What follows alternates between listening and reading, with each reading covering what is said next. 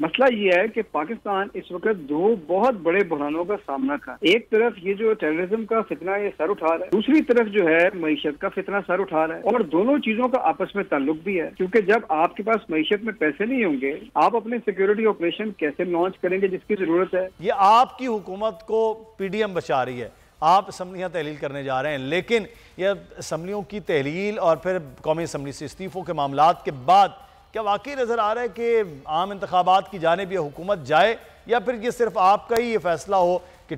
ٹھیک ہے اسمبلیاں تحلیل کی جائیں؟ الیکشن کمیشن تو کہہ رہا ہے ہم کرائیں گے، باقی جہاں جہاں استعفے ہوں گے، جہاں جہاں اسمبلی تحلیل ہوگی وہاں کے الیکشن۔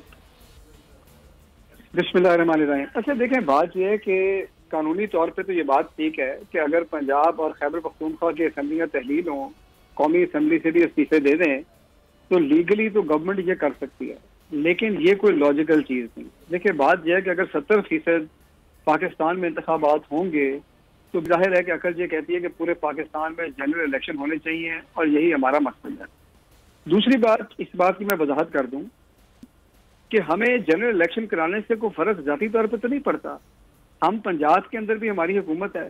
خیبر پختونخوا میں بھی ہماری حکومت ہے، ہم جیت کے بھی آئیں گے تو دوبارہ ہماری حکومت بن جائے گی، ہمیں کوئی فرق نہیں پڑے گا۔ مسئلہ یہ ہے کہ پاکستان اس وقت دو بہت بڑے بحرانوں کا سامنا کر رہا ہے۔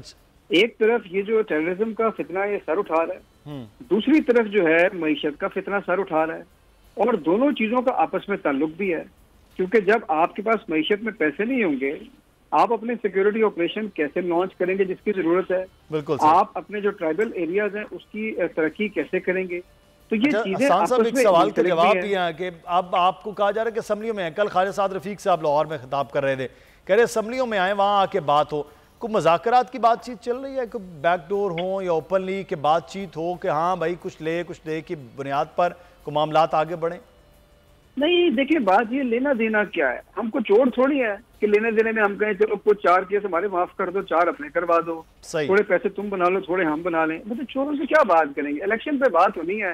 اسمبلی میں بیٹھ کے کیا بات ہم کریں گے؟ آپ مجھے بتائیں، اسمبلی سے تو ہم نے استعفے دینے جانا ہے، ان سے بات ہو نہیں سکتی۔ دوسرا میں ایک اور بات کی وضاحت کرنا چاہتا ہوں، یہ نا انہوں نے اتنا غلط بیانیہ بنایا ہوا ہے کہ جی ملک کے لیے اسمبلیوں میں آئیں۔ بھائی بات یہ اسمبلیوں کے اندر آپ بیٹھے ہیں،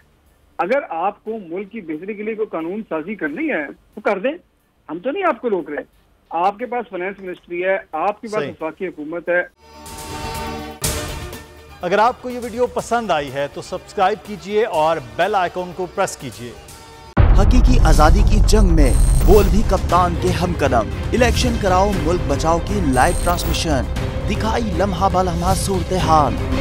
ریل اور ریٹنگ میں بھی بول نیوز رہا نمبر 1۔ سبسکرائب کریں اور بیل دبائیں تاکہ کوئی خبر رہ نہ جائے۔